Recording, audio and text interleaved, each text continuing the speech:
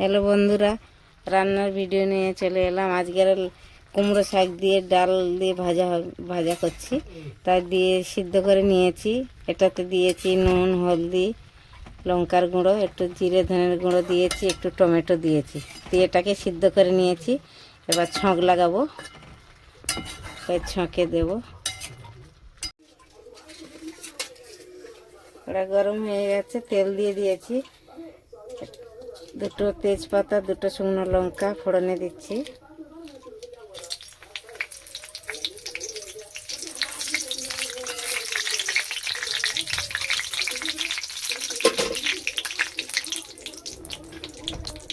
একটু পাঁচ ফোড়ন,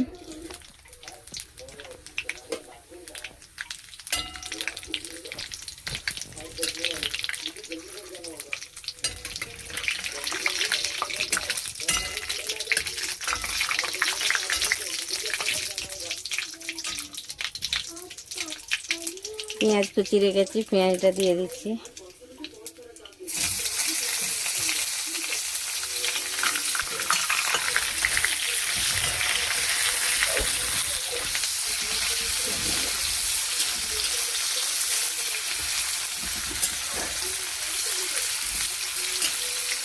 পেঁয়াজটা একটু ভাজা ভাজা হয়ে গেলে দিয়ে দেবো।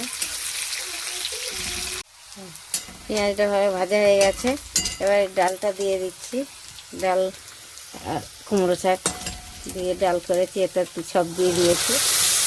লঙ্কা, হলুদ, নুন সব দিয়েছি, আর কিছু দেওয়া লাগবে না, সব দিয়ে দিলাম।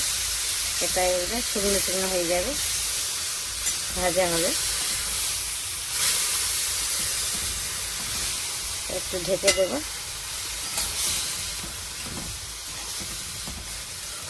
হ্যালো বন্ধুরা, আমার লাউ শাক দিয়ে ডাল ভাজা হয়ে গেছে। আপনারাও এমনি করে বানিয়ে খাবেন, খুব সুন্দর লাগবে খেতে, খুব ভালোই লাগে খেতে। আপনারাও খাবেন। ভালো লাগলে লাইক, কমেন্ট, শেয়ার করবেন জরুর। Thank you.